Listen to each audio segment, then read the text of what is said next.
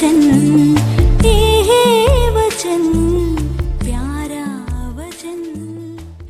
परमेश्वर के धन्य नाम की महिमा हो। प्रभात मनन के सत्र 1283 में आप सभी का बहुत ही विनम्रता के साथ स्वागत करता हूं। आइए आज के मनन के लिए हम पढ़ते हैं तीमुथियुस को भेजी गई पहली पत्री अध्याय 2 पद 1। अब मैं सबसे पहले ये आग्रह करता हूं कि विनती और प्रार्थना और निवेदन और धन्यवाद सब मनुष्यों के लिए किए जाए। दूसरा अध्याय के प्रारंभिक भाग में लेखक पौलुस सार्वजनिक रूप में सभी लोगों के लिए प्रार्थना करने की अनिवार्यता के बारे में बता रहा है। दूसरी पद भी यदि जोड़कर पढ़े तो हम ये अवश्य समझ पाएंगे कि हमारे चारों ओर रहने वाले अविश्वासी समूह, हमारे अविश्वासी रिश्तेदार, मित्रगण, हमारे ऊपर शासन करने वाले अधिकारी लोग आदि के लिए प्रार्थना करने की बड़ी जिम्मेदारी हम मसीही विश्वासियों के ऊपर सौंपी गई है। कलीसिया यद्यपि इस संसार से अलग किए हुए लोगों का समूह क्यों न हो, जब तक प्रभु के आगमन नहीं होता है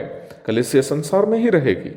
इसलिए हमारे समाज में रहने वाले अन्य लोगों के लिए प्रार्थना करनी हमारी जिम्मेदारी है। हम विश्वासियों को ये बात समझनी चाहिए कि हमारे समाज के अन्य लोगों का सुख हमारा भी सुख है।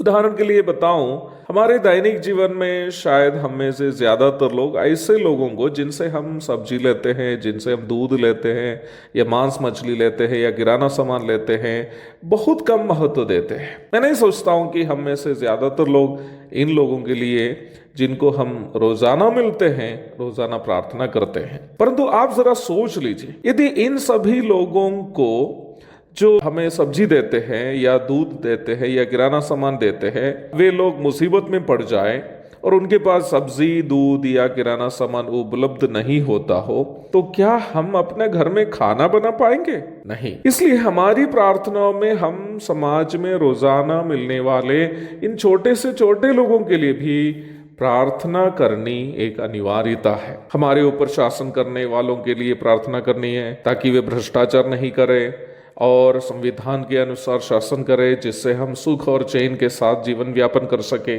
और अनिवार्य रूप में जानने की एक और बात यह है कि हमारे अविश्वासी मित्रों के लिए या चारों तरफ रहने वाले अन्य अविश्वासी लोगों के लिए प्रार्थना करने की जिम्मेदारी हम विश्वासियों पर ही सौंपी गई है। क्यों?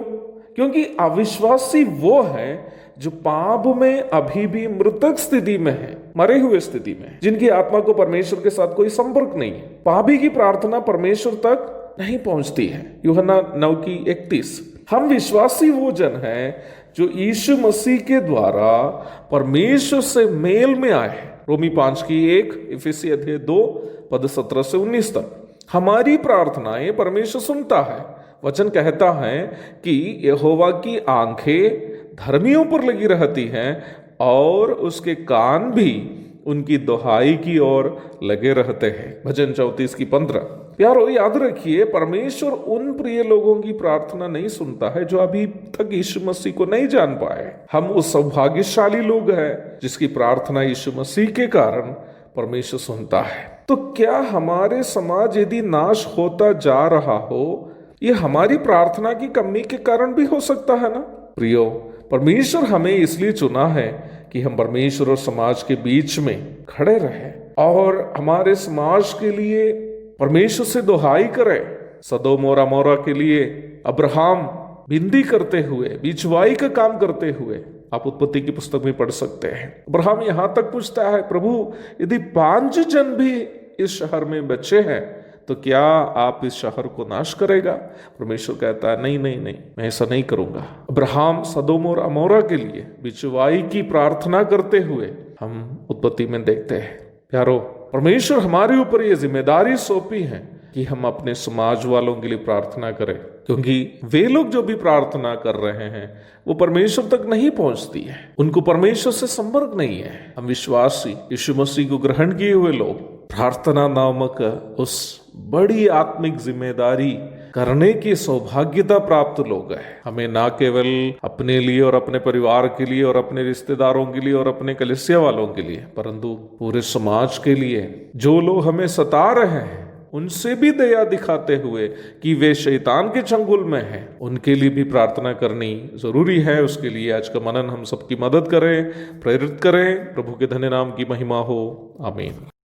भोजन है आत्मा में भूखे कोई, पानी है आत्मा में प्यासे कोई, पालन जो करते हैं उसके लिए आशीष पाने का साधन है ये है वचन, प्यारा वचन, यीशु मसीह का प्यारा वचन।